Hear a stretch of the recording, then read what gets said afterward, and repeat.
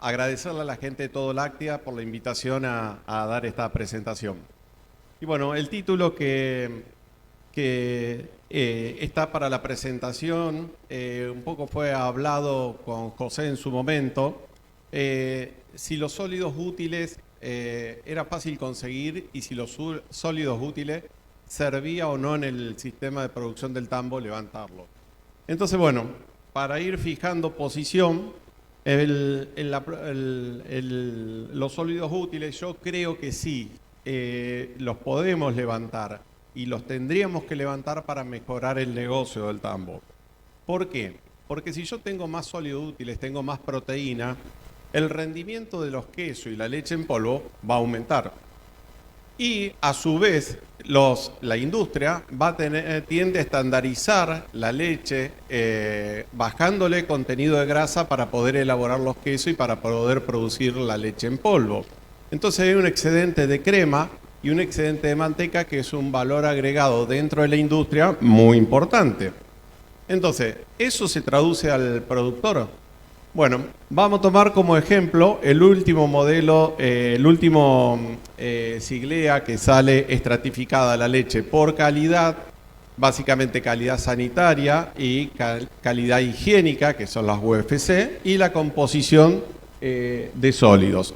Vamos a tomar el ejemplo primero donde tengo la mejor calidad de leche en cuanto a UFC y a células. Y fíjense en que entre el que tiene más sólidos y el segunda línea donde tiene menos sólidos, hay un 12% de diferencia de pago de leche. Es de 47 pesos a 44 pesos. Y el escalón siguiente hay un cercano al 10%. Y así sucesivamente cuando nos vamos alejando. Lo que no se diferencia mucho el precio de la leche es cuando la leche tiene un tenor de sólidos útiles bajo. Ahí realmente no se marca la diferencia. Entonces, muchas veces se discute si el mercado, la industria está pagando por sólidos o no. Y la tendencia es que sí, lo que están diciendo los números es que sí. Así que bueno, vamos a ver un poquitito cómo estamos en la Argentina. Esto es la grasa en los últimos 4 años. Vemos que en el mes de marzo de este año hay una leve tendencia a levantar la grasa en la Argentina, pero creo que eso es fruto también del buen clima que nos está acompañando en gran parte de los sectores lecheros. Y en la proteína no se está viendo esa suba. Lo que sí podemos ver es que en la estacionalidad del año, en los distintos meses del año, lo que es lo sólido dibuja una estacionalidad bien marcada en cuanto a que los meses de fines de primavera, verano y entrada del otoño tenemos menor cantidad de sólidos y cuando hablo de sólidos hablo de grasa y de proteína. Y los dos dibujan curvas muy parecidas que después las vamos a ir viendo. ¿Cómo viene la Argentina en la producción de sólidos en los últimos años? Las barras azules es la grasa y lo que vemos que en los últimos 3 o 4 años una pequeña tendencia a estar levantando los porcentajes de grasa, pero las barras rojas son la proteína y están muy estables los valores de proteína en cuanto a levantar los niveles. Entonces creo que tenemos mucho para trabajar.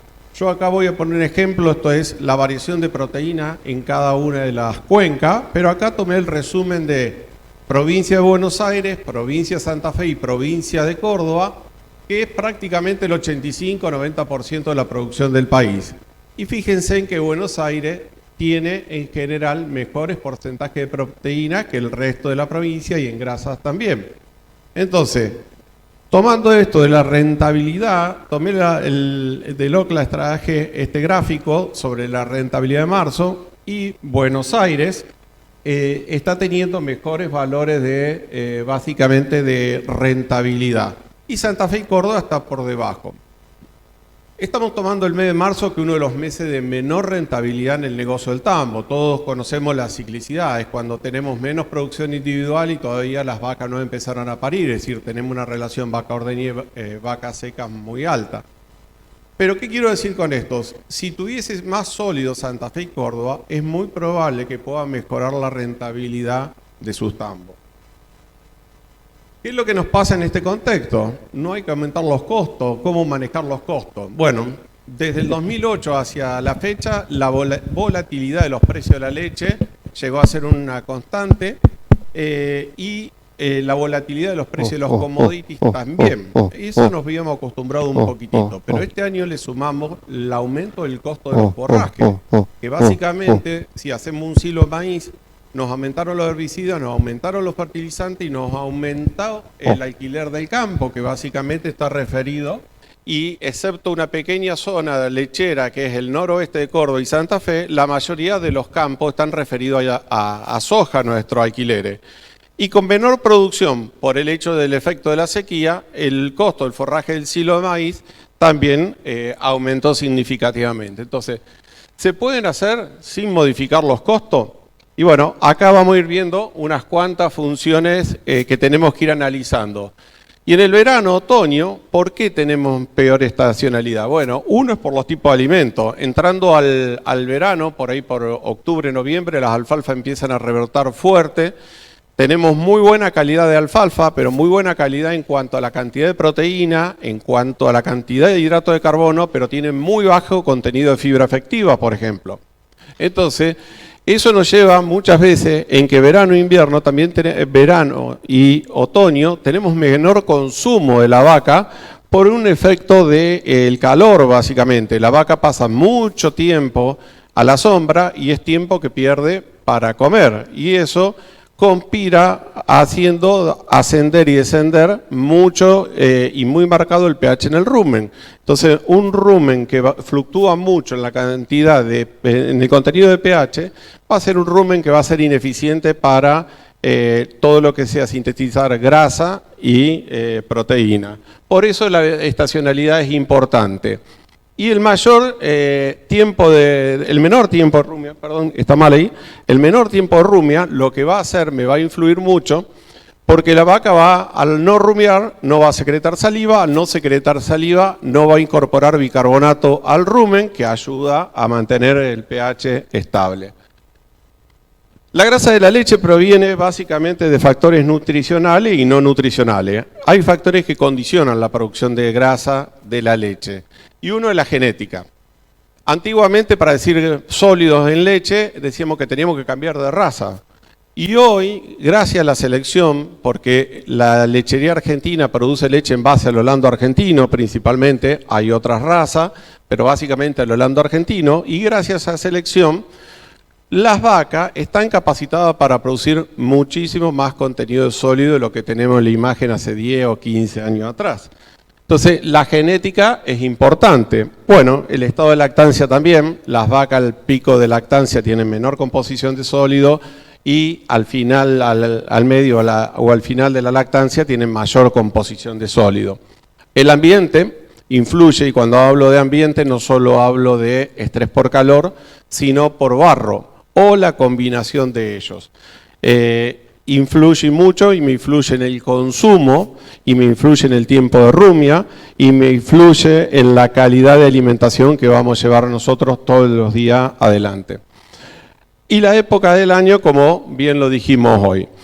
Dentro de los nutricionales tenemos una relación muy fuerte entre los carbohidratos, los almidones, las azúcares y la fibra efectiva.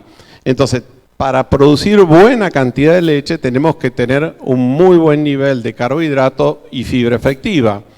Y tenemos que tener muy buena digestibilidad de la fibra, es decir, que el forraje que come la vaca tenga muy buena calidad, se digiera la mayor parte posible dentro del rumen. Eso me va a generar una alta cantidad de ácido acético y butírico, que es quienes son los precursores de la grasa en la leche, uno de los precursores. Pero es importante que tengamos buena digestibilidad. El otro punto es la estrategia de alimentación que cada campo puede llevar adelante y elegir los momentos, elegir el estado fenológico de nuestro forraje, el balance de la dieta en los sistemas pastoriles, la estrategia de alimentación que vamos a llevar en los tambos confinados. Eso es importante porque si no manejamos bien nuestra alimentación, hacemos un rumen ineficiente y la producción de grasa en leche va a ser baja. Y un punto importante es las grasas insaturadas. Estas grasas insaturadas básicamente son grasas provenientes del carbono 18.1, 18.2 y 18.3. Después lo vamos a ver bien en profundidad este tema, pero es un tema importante, se empezó a ver hace unos cuantos años, desde que empezaron a producirse speller de soja, burlanda y demás, y los tambos empezaron a suplementar más. Y el agua.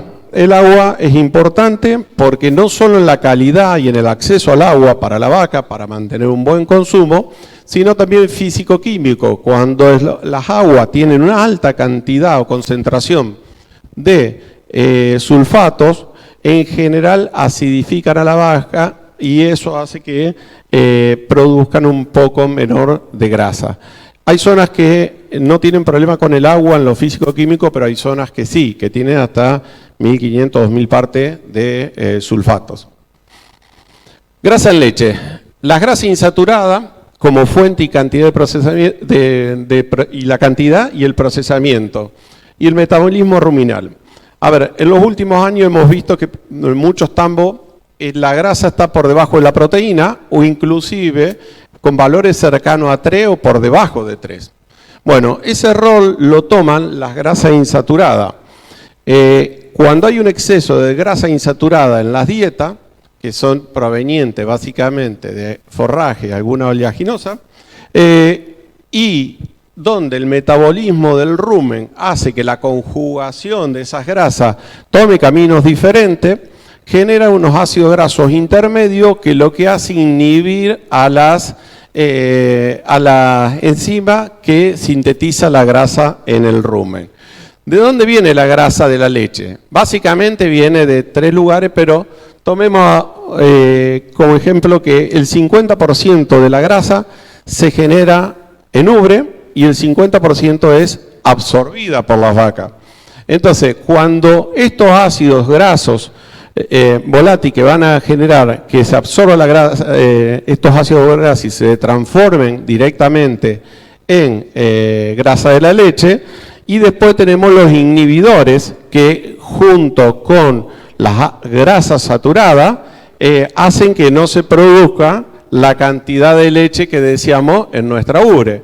Y ahí es donde empieza el problema de inversión de grasa, pero a valores muy bajos realmente. Bueno, este es el ciclo de biohidrogenación de las grasas y demás, que toma carriles diferentes y llegan a formar esos compuestos intermedios. Entonces, vamos a ir viendo dónde vienen esas grasas. Los forrajes tienen bajos valores de grasa insaturada, pero no así las semillas de oleaginosa.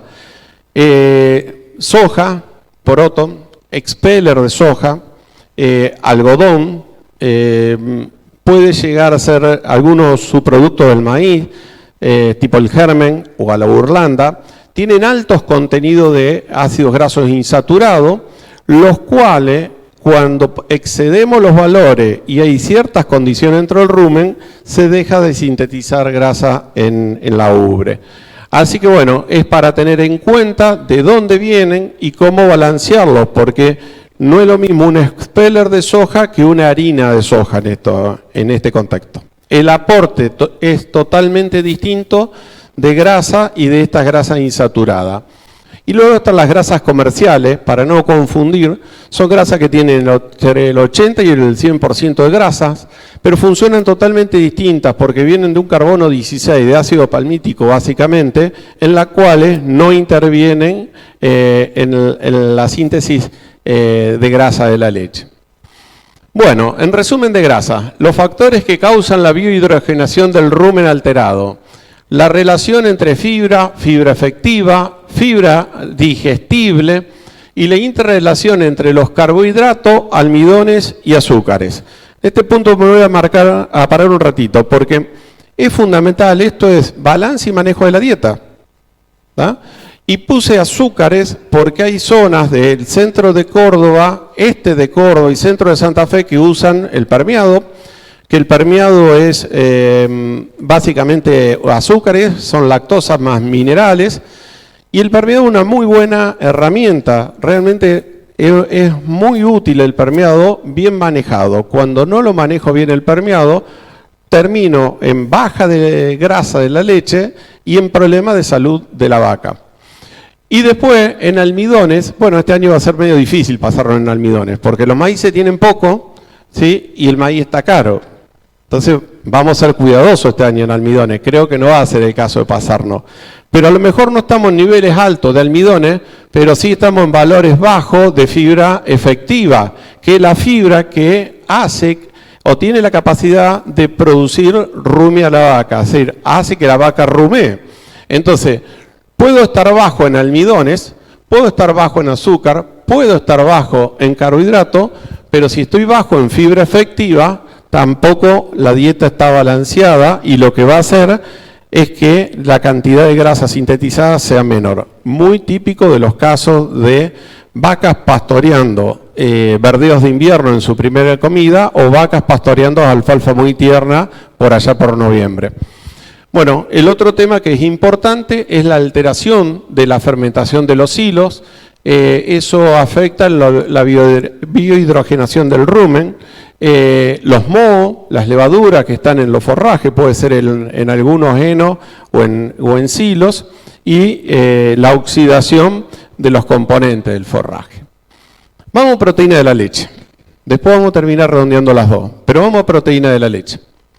Lo que más afecta a la producción de proteína en la leche es el consumo. La frecuencia de alimentación, ¿por qué? Porque la proteína de la leche viene en entre un 50 y un 60% de las bacterias que están en el rumen. Si yo agarro el perfil de aminoácido de las bacterias ruminales y agarro el perfil de aminoácido de la leche, de la proteína de la leche, son prácticamente similares. Entonces, ¿por qué el consumo? Porque el objetivo es generar la mayor cantidad de proteína dentro del rumen, la mayor cantidad de bacterias para que cuando pasen al intestino me aporten esa proteína para que la ubre tenga los aminoácidos suficientes para producir mayor cantidad de proteína en la leche. Entonces, es importante tener en cuenta que el 50-60% de esos aminoácidos provienen de las bacterias ruminales. Y el restante es de proteína que escapa a la digestión en el rumen y llega al intestino y se absorbe en intestino. Entonces, ahí tenemos que ver muy bien lo que son las altas tasas de pasaje, las relaciones de carbohidratos, almidones y azúcares, los excesos de grasa, ¿tá? Porque el exceso de grasa, no solo insaturada, sino cualquier grasa, me afecta la digestibilidad de la fibra. Si me afecta la digestibilidad de la fibra, va a tomar menor velocidad, va a quedar más tiempo retenida en el rumen. Al quedar más tiempo retenida en el rumen, la vaca va a comer menos porque la tasa de pasaje baja. Entonces, esto es una combinación de varios factores. Y la condición corporal de las vacas, porque es bien sabido que las vacas gordas consumen menos alimento. Entonces, si consumen menos alimento, van a generar menor cantidad de bacterias y por ende la ubre va a tener menor cantidad de aminoácidos disponibles. Entonces, en la salud de la vaca me afecta y mucho también a la producción de proteína, porque una hipocalcemia, una retención, una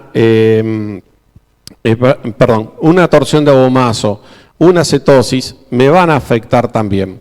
Es importante porque afectan el consumo, y no solo que afectan el consumo, afectan mucho la rumia, y no solo que me afecta a la producción de proteínas, sino también a la producción de leche.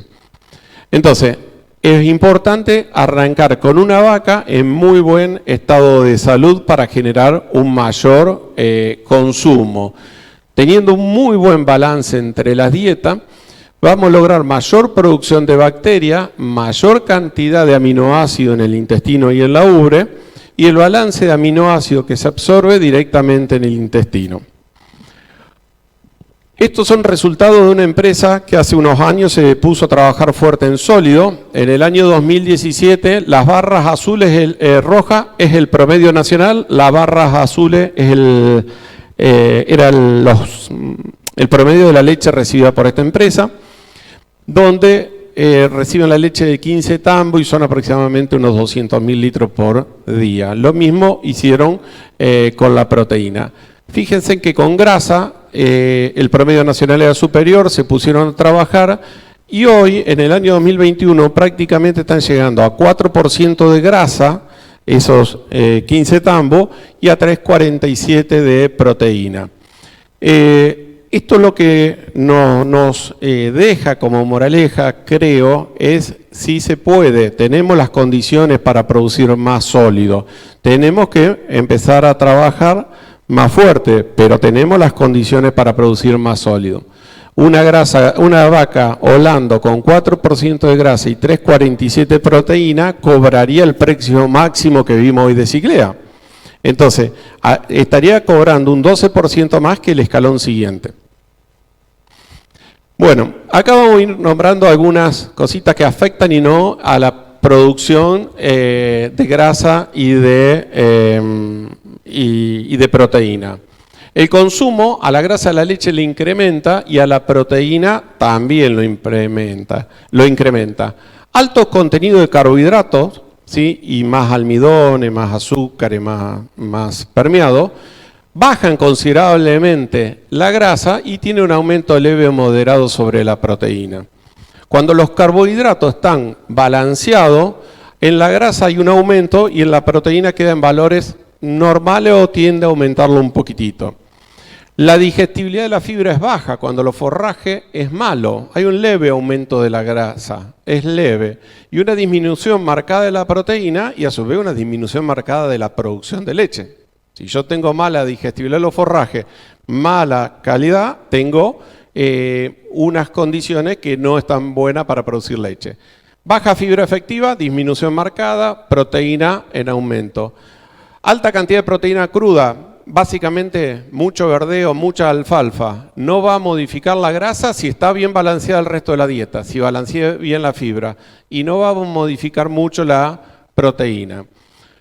Cuando vemos proteínas tratadas por calor, básicamente es fuente de soja, de harinas de soja o de expeller de soja tratado por calor. En cuanto a la grasa no hay una modificación grande, pero sí es importante sobre el aumento de la producción de proteína. Tengamos en cuenta una situación donde hay dos aminoácidos que son importantes, que uno es la lisina, que proviene de la soja es rica en lisina, por eso se la trata por calor y demás, y lo que hace es que no sea digerida en rumen y llegue a intestino. Y la otra es la metionina, que en general con los ingredientes que tenemos para formular en las dietas nuestras en la Argentina, la metionina siempre estamos escasos. Y habría que utilizar metionina protegida, no la que usa la avicultura, que es mucho más barata, sino metionina protegida. Entonces, cuando vemos los aditivos que podemos utilizar para mejorar o no, la monensina tiene un impacto en la grasa que tiende a bajarla. La virginiamicina, que es un antibiótico, tiene un impacto en la grasa que tiende a levantarla. Las levaduras tienen impacto en grasa y en proteína y las mejora levemente. Y el bicarbonato, el sesquiscarbonato o algún buffer que tienda a levantar lo que es la cantidad de cationes dentro del organismo, va a tener un impacto importante en las grasas y van a mejorar un poco la proteína. La metionina protegida tiene importancia en el impacto de la proteína en leche y en la leche y las hojas tratadas por calor. A ver, para producir leche no hay que usar todos estos aditivos, sino que evaluar qué aditivo necesito y de ahí sacar un costo-beneficio para que me pueda ayudar o no, de acuerdo a cada uno de los sistemas.